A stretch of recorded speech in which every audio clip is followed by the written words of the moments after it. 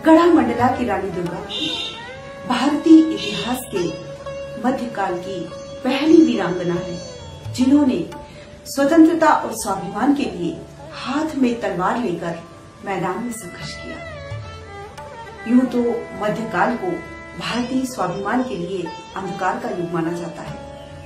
यह वह युग था जब स्वयं को सर्वश्रेष्ठ समझने वाले तमाम देशी राजा बिना युद्ध किए ही मुगल सल्तनत के सामने समर्पण करते जा रहे थे। और समर्पण भी साधारण नहीं था। मान मर्दन करने का एक ऐसा अभियान था जिसमें व्यक्ति को अपनी पहचान मिटाकर दासत्व अंगीकार करना था। कोई अपनी बेटियों को शादी का स्वरूप देकर भेजता, कोई अपने बेटे को बतौर बंधक स्वीकार करता, तो किसी के घोड़ों पर शाही सल्तनत की सील लगाई जाती। सन 1564 के ऐसे भयानक दौर में अपने राज्य पर आक्रमण के समय रानी दुर्गावती यह अच्छी तरह जानती थी कि युद्ध में जीत उनकी नहीं होगी। मुगल फौज के मुकाबले का मतलब है सर्वनाश के साथ मृत्यु। रानी दुर्गावती के सामने दो ही विकल्प थे, एक संपूर्ण समर्पण और दूसरा संपूर्ण विनाश। स्वाभिमान और स्वतंत्रता को सर्वोपरि मानने वाली रानी दुर्गावती को दासत्व का जीवन स्वीकार नहीं था। वे कहा करती थी, जीवन का अंतिम सत्य मृत्यु है, जीवन का अंतिम सत्य मृत्यु है। समर्पण से वह एक क्षण आगे नहीं बढ़ेगी।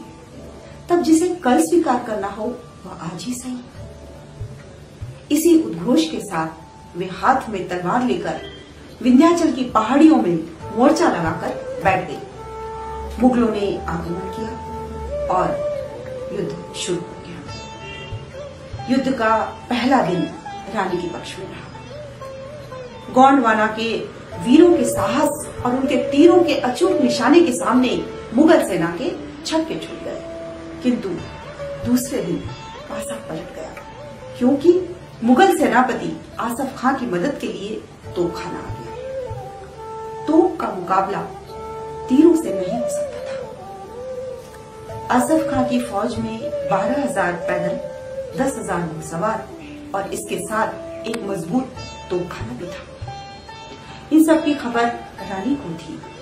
रानी की सेना मुगल सेना के सामने चौथाई भी नहीं थी। उस पर तोपों के मार। रानी के पास तोपखाना तो था भी। देखा जाए तो मध्यकाल के इतिहास की सबसे बड़ी विशेषता यही तोपखाना था। भारत में हर विदेशी आक्रमणकारी तोपखाने के साथ आया और किसी देशी राजा के पास तोपखाना नहीं था। नतीजा यह हुआ कि भारतीय रियासतें सूखे पत्ते की तरह गिरने लगी। अधिकांश ने तो मुकाबला करने की हिम्मत भी नहीं जुटाई। रानी दुर्गावती जैसी हिम्मत इतिहास में कहीं देखने को नहीं मिलती। राठ महोबा के चंदेल राजा शालिवाहन के घर जन्मी रानी दुर्गावती 1542 में विवाह के बाद गढ़ा मंडला आई थी। दुर्भाग्य से पति दलपति शाह की मृत्यु अल्पायु में ही हो गई। रानी का दाम्पत्य जीवन लगभग 7 वर्ष ही चला, किंतु वे विचलित नहीं हुई। अपने अबोध बालक वीर नारायण को गद्दी पर बैठाकर राजकाज संभालने लगी। कोई 15 वर्षों के शासन प्रबंध में रानी ने अनेक निर्माण कार्य करवाए। यह रानी की दूरदर्शिता और प्रजाहित चिंतन ही था कि उन्होंने अपने निर्माण कार्यों में जलाशयों, पुलों और रास्तों को प्राथमिकता दी। वे चाहती थी कि नर्मदा के किनारे फैले हुए सुदूर वनों की उपज का व्यापार हो सके और जलाशयों से किसान खेती के लिए पानी जुटा सके। रानी ने इसी पर काम किया। रानी द्वारा बनवाए गए रानी ताल, चेरी ताल, आधार ताल जैसे अद्भुत निर्माण रानी की दूरदर्शिता और वैज्ञानिक दृष्टिकोण के उदाहरण हैं। 52 गढ़ों वाले विस्तारित गोंडवाना राज्य की संपन्नता, समृद्धि और विशेषता की यही साख अकबर को रास नहीं आई। उसने पहले रानी के पास समर्पण करने और अधीनता स्वीकार करने का संदेश भेजा। जब रानी ने अस्वीकार कर दिया तो फौज चढ़ाई। रानी ने डट कर मुकाबला किया, लेकिन तोपों की मार के आगे टिकना मुश्किल था। ऐसे में गोंडवाने की फौज ने पीछे हटना शुरू किया। नाला उफान पर था। नाले की बाढ़ ने रास्ता रोक दिया। खुद रानी का हाथी आगे नहीं बढ़ पाया। रानी घेर ली गई और राजकुमार वीर नारायण घायल हो गए। रानी के गिरते ही फौज में खलबली मच गई। मोर्चाबंदी बिखर गई। मुगल फौज की कोशिश रानी को जिंदा गिरफ्तार करने की थी। आगरा से रुखसत होते वक्त मुगल सम्राट अकबर ने अपने सेनापति आसफ खां से कहा था कि वे उस मगरूर औरत को सिर झुकाए सामने खड़ा देखना चाहते हैं। अपने बादशाह के आदेश को पूरा करने के लिए आसफ खां ने पहले रानी की टुकड़ी बाकी फौज से अलग करने और फिर गिरफ्तार करने की रणनीति पर काम किया। इसीलिए पहले राजकुमार पर हमला हुआ और रानी को घायल करके भागने का मौका दिया गया।